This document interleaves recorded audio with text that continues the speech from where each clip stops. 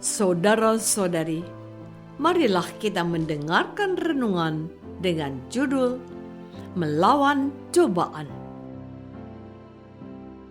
yang berdasarkan pada Injil Lukas bab 4 ayat 12 dan 13.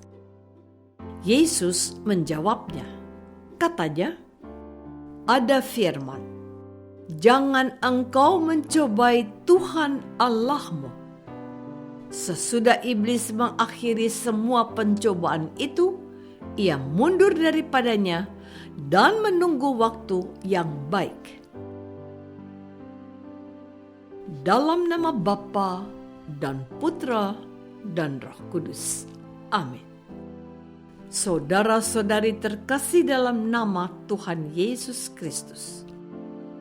Dalam bacaan Injil hari ini, kita mendengar bagaimana Yesus menghadapi cobaan saat memulai berkarya.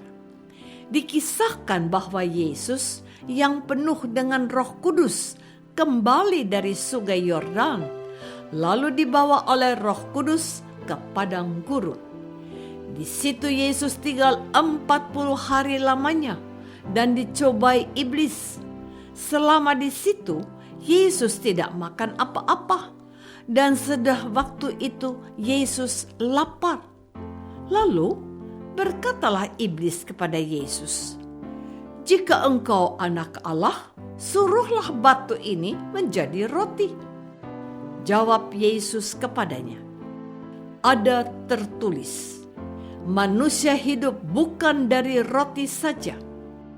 Kemudian ia membawa Yesus ke suatu tempat yang tinggi dan dalam sekejap mata ia memperlihatkan kepadanya semua kerajaan dunia. Kata iblis kepada Yesus, segala kuasa itu serta kemuliaannya akan kuberikan kepadamu, sebab semuanya itu telah diserahkan kepadaku, dan aku memberikannya kepada siapa saja yang ku kehendaki. Jadi, jikalau engkau menyembah aku, seluruhnya itu akan menjadi milikmu. Tetapi Yesus berkata kepadanya, ada tertulis, engkau harus menyembah Tuhan Allahmu, dan hanya kepada Dia sajalah engkau berbakti. Saudara-saudari terkasih, cobaan yang Yesus alami tidak hanya berhenti ketika iblis menggoda Yesus untuk mengubah batu menjadi roti dan meminta Yesus untuk menyembah iblis. Penginjil Santo Lukas melukiskan bahwa kemudian iblis membawa Yesus ke Yerusalem dan menempatkan Yesus di bubungan bait Allah. Lalu berkata iblis kepada Yesus, jika engkau anak Allah, jatuhkanlah dirimu dari sini ke bawah, sebab ada tertulis mengenai engkau, Ia akan memerintahkan malaikat-malaikatnya untuk melindungi engkau, dan mereka akan menatang engkau di atas tangannya, supaya kakimu jangan terantuk pada batu. Yesus menjawabnya, katanya, ada firman, jangan engkau mencobai Tuhan Allahmu. Sesudah iblis mengakhiri semua pencobaan itu, ia mundur daripadanya dan menunggu waktu yang baik.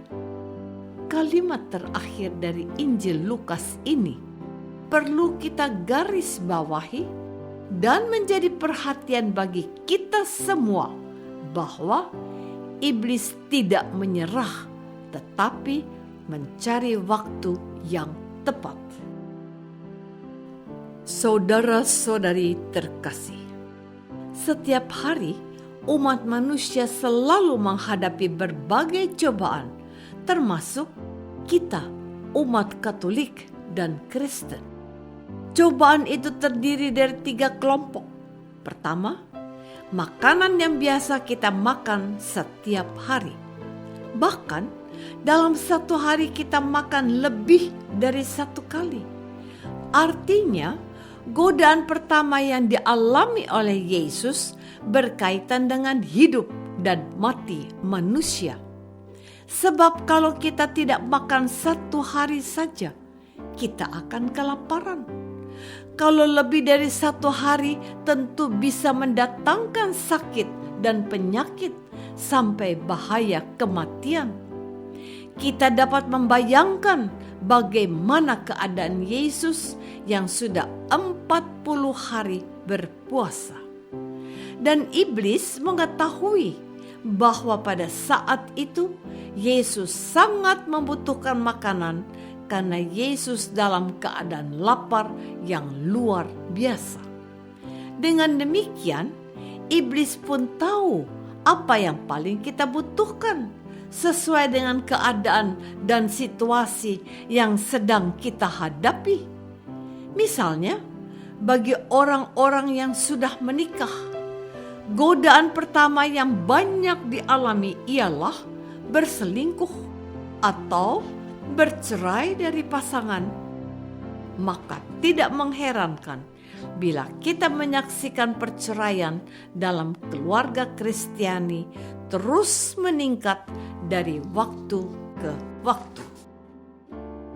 Saudara-saudari terkasih, cobaan kedua yang dialami oleh Yesus berkaitan dengan uang dan harta benda.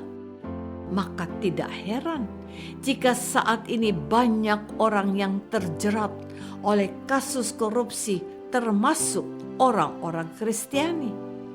Kita ingin memiliki harta benda atau materi dan uang dengan cara yang salah. Sedangkan godaan ketiga yang dialami Yesus, yakni menjatuhkan diri dari atas bubungan bait Allah, berkaitan dengan kesombongan. Kita ingat Hawa yang dicobai iblis. Iblis mengatakan bahwa Hawa bisa jadi seperti Allah kalau Hawa makan buah terlarang. Dan saat ini dengan sadar atau tidak, dosa kesombongan menggerogoti kita. Orang berlomba merebut jabatan atau status dengan segala cara. Mereka bangga dan jadi sombong ketika apa yang mereka inginkan tercapai. Anak-anak malu memakai sandal, sepatu, atau baju yang sudah bertahun-tahun mereka pakai. Mereka ingin membeli baju baru dan membuang yang lama. Semua itu karena dorongan kesombongan.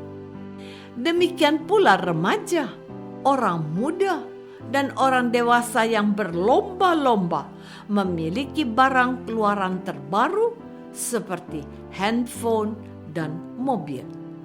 Ini semua pengaruh dari dosa kesombongan. Apakah selama ini kita sudah berani melawan cobaan yang kita alami dalam hidup sehari-hari seperti yang ditunjukkan oleh Yesus? Marilah kita berdoa. Tuhan Yesus Kristus, Engkau pernah mengalami cobaan sebanyak 3 kali untuk menunjukkan pada kami cara mengatasi cobaan tersebut.